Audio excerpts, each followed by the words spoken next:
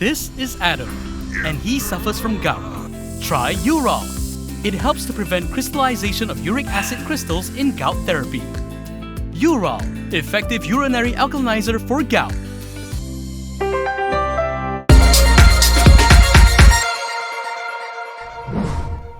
Hello, I'm Camelia, and this is KiniNews. Prime Minister Anwar Ibrahim said that depreciating value of the ringgit has not affected investors' confidence in Malaysia. At a press conference after an event at TRX this morning, he also stressed that the government was not taking the issue lightly, adding that measures are being taken to remedy the situation. He also urged the public not to compare the ringgit's situation to that of the 1998 Asian financial crisis, where inflation and unemployment levels were high. Of course, we have assigned the central bank to monitor. As you know, it is the field of competence of the central bank, but it's affecting all countries, right? But what's important to us is to focus what we can do, what we should do, and we're doing it on a daily basis. Yesterday was the meeting on the Investments Council, and today on the TRX. We're back again for Nicole meeting this afternoon. So we're not ignoring or taking it lightly.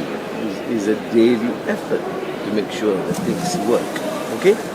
Meanwhile, a former minister said the opposition is equally to blame for the issue. Salleh Said Keruak said this is as they keep on bringing up rumors about toppling the government. Former Minister Salleh Said Keruak said the opposition is equally to blame for the falling ringgit value and the current state of the economy.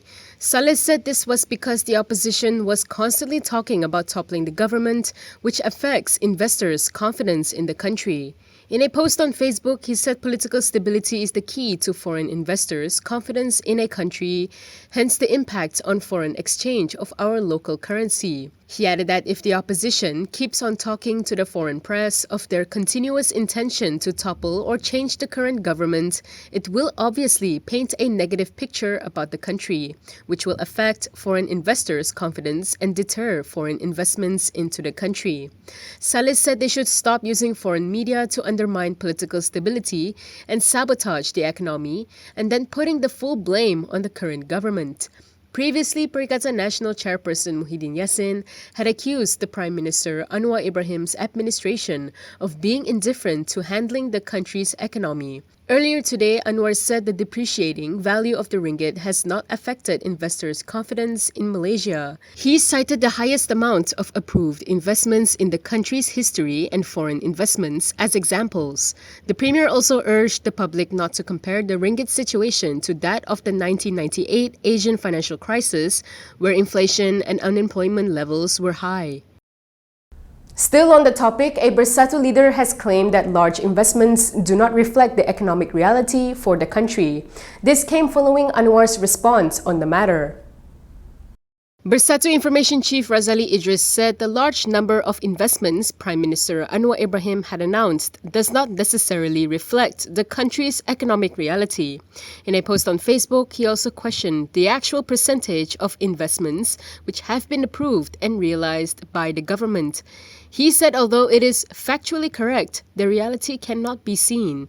Citing the Department of Statistics Malaysia, Razali said Malaysia's exports had decreased by 10% to 118.5 billion ringgit in almost all states in December 2023.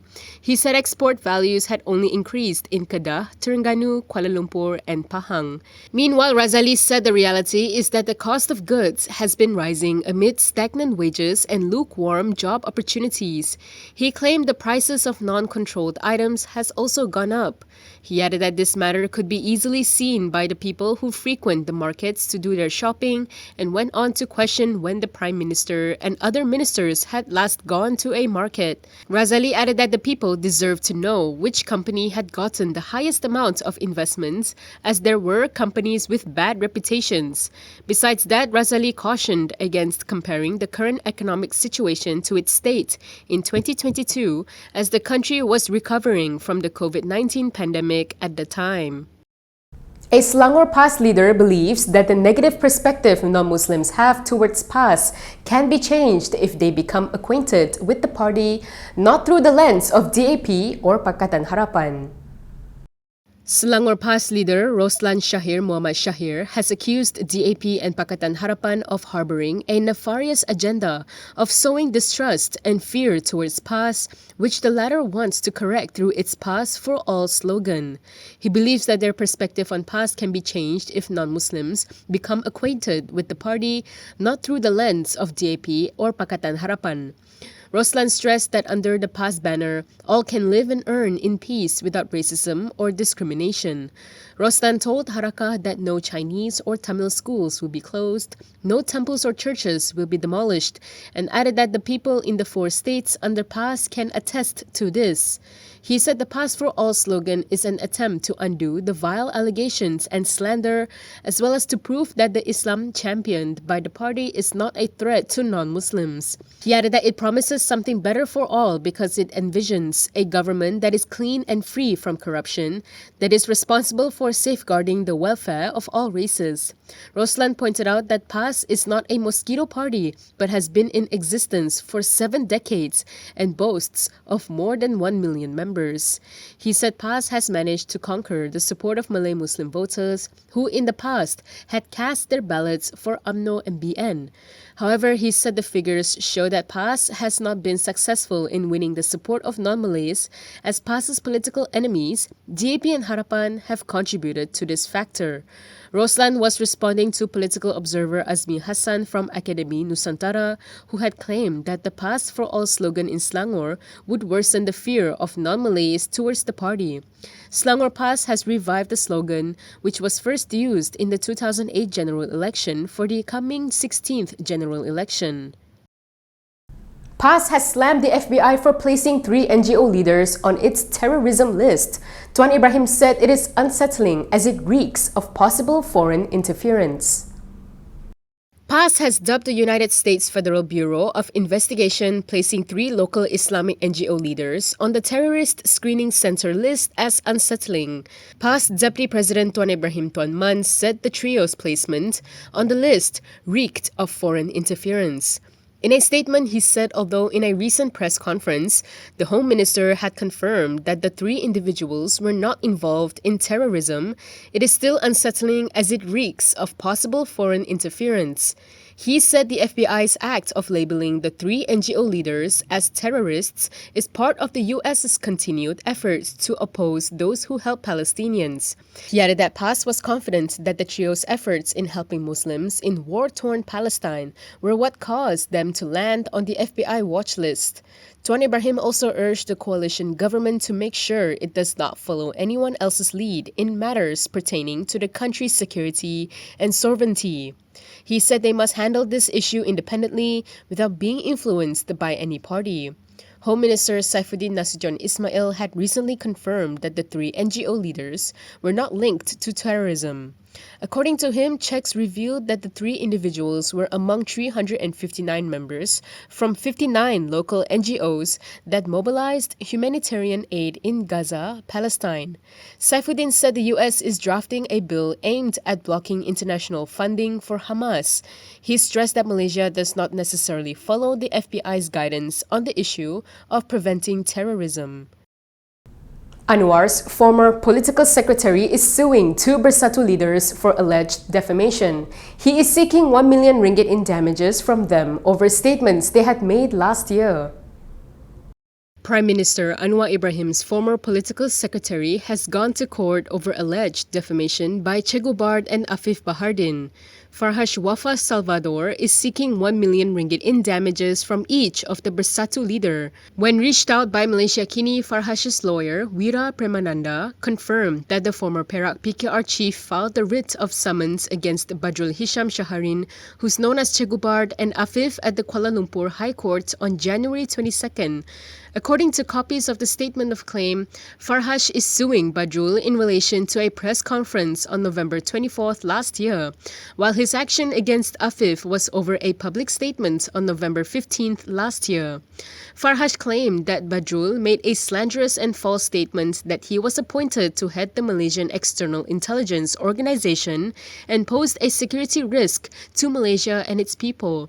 In relation to the suit against Afif, Farhash claimed that the Bersatu Supreme Council member made a slanderous and untrue statement that he would abuse power if given a government post. Farhash also alleged that Afif's statement implied that the former posed a risk to Malaysia's stability and security.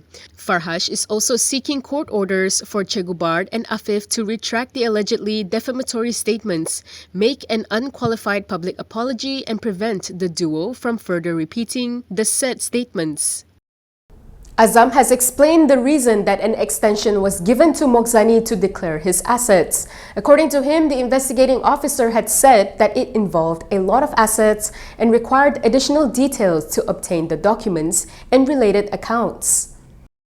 Former Premier Dr. Mahathir Mohamed's son Mokhzani was given an extension to declare his assets because it involves a long list.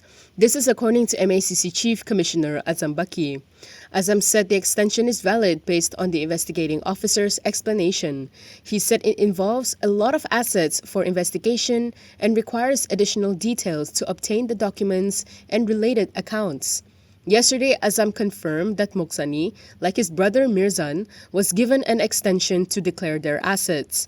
The brothers were issued an order under Section 36 of the MACC Act, which required them to declare their assets within 30 days. The original notice period was supposed to expire sometime in the middle of this month. MACC had called up Mirzan and Mokhzani for questioning last month, although the exact nature of the investigation is unclear. On February 6, Azam warned that if the brothers failed to respond within the stipulated time, the pair could face criminal charges. Following this, the brothers issued a statement asking for patience and understanding, saying that collating 43 years' worth of information is an impossible endeavor. And that is all from me today. For more stories, you can go to Kinitv.com. You can also follow us on Instagram, Twitter, YouTube, and Facebook for the latest news updates. If you'd like to support independent media, do consider subscribing to MalaysiaKini.com. I'm Kimilia. Thanks for watching.